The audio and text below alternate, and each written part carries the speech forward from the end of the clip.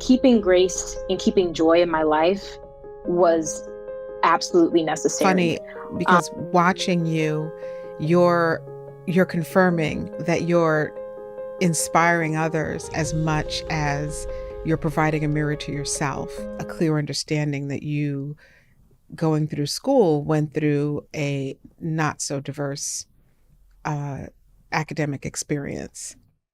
Is that correct? Oh, for sure. Without a doubt. Yeah, and it's what it brought me to is I have a granddaughter, Emma, who's in a similar situation in that she's going through a an amazing school system, but it's in not the most diverse school district. As I read that few pages in the book, um, it kind of lit me up a little bit, Taylor, because I felt into what that feels like when you're amongst people where you or where you believe that you have to put on some kind of an armor in the area that you're in for 6 hours every single day, 6 or 7 hours every day, and what that feels like. And so I in reading that, I saw you a little bit differently. And I saw, what I perceived as incredible courage just in your platform and in what you talk about and the way that you talk about it and the way you present really important information. And I, like you, agree that there's no Black History Month. There's just Black history every day, every single day. But what I also saw was grace coming from you, just incredible grace on top of that courage. How do you, how were you able to tap into that? Wow. Well, first of all, I'm so glad that that chapter connected with you. That makes me so happy. You're right. I did live in a place where things would happen pretty much every single day, if not to me, to my friends, to things you would hear about from other schools having to do with bullying Black students or just straight up hate speech going on.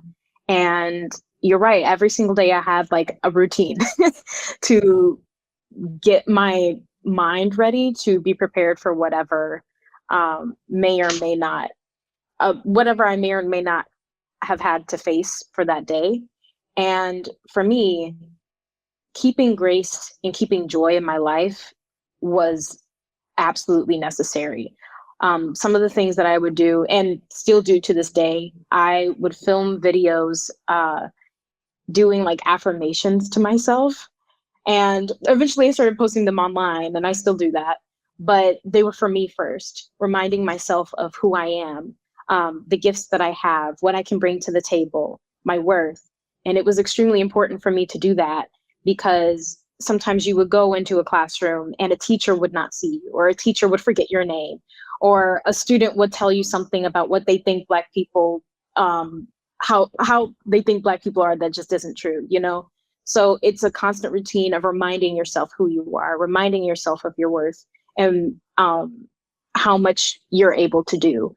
And that practice has followed me all throughout my life. Affirmations are something that can completely change your mind in an instant. It's crazy, especially whenever you hear them from your own voice instead of just saying them in your head. It completely changes everything. And it allows me to look at the world with more love, not in a way where I let people get away with things or anything like that, but with different perspectives so that I can find out a solution better with a more groundedness. So I'd say affirmation and prioritizing joy uh, were the things that built up my courage every day. Yeah, and what you do, it's funny because watching you, you're you're confirming that you're inspiring others as much as you're providing a mirror to yourself.